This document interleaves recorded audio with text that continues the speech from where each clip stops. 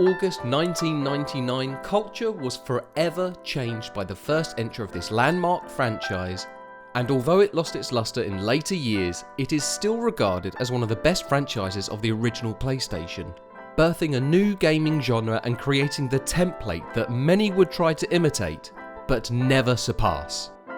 With this remaster, we can go back to where it all began.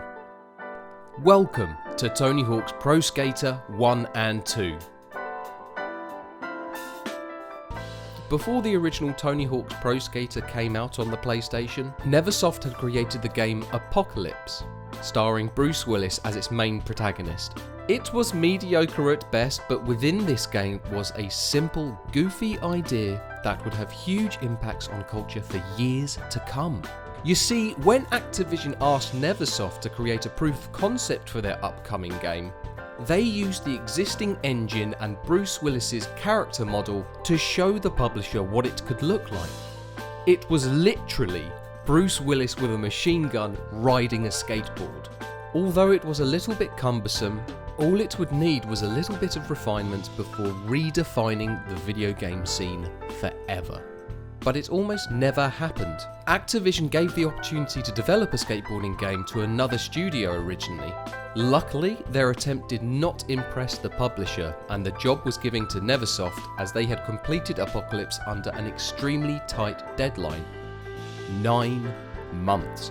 The only missing ingredient was a recognisable brand name, a professional skater, to give their input to the production and help guide it to its completion.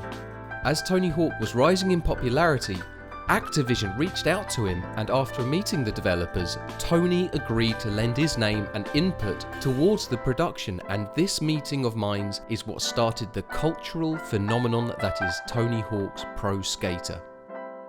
Its impacts on culture at the time can be seen everywhere, from the popularity of skateboarding and punk music.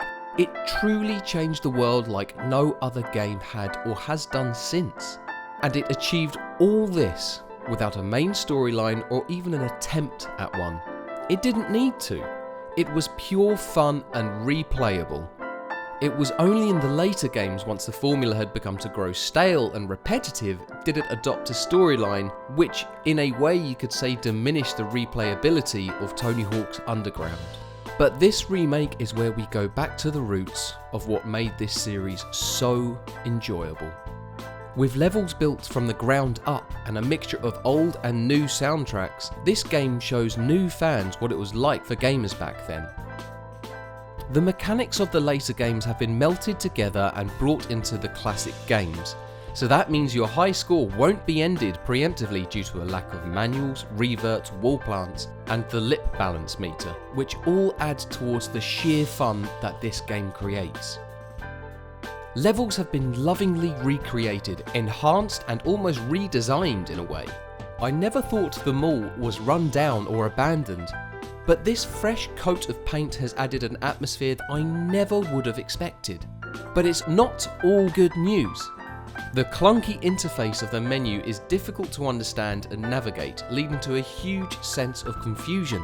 It took me almost an hour to realise I had to change my character at the menu outside of any of the games. Love you, Tony Hawk, but I gotta go with Jeff Rowley, or the grandfather of skateboarding himself, Rodney Mullen. Mostly Jeff though. Gotta represent England somehow, right? As much as I loved dipping back into the games and replaying them time and time again, they aren't exactly lengthy, and I was able to essentially complete them within the day of release.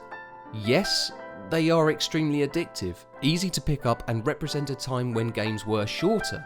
It just felt like a very quick experience, a one and done deal.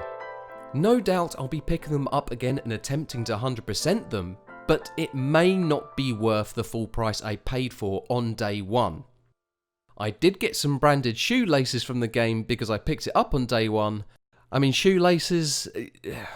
video game pre-orders are really f***ing weird now, aren't they?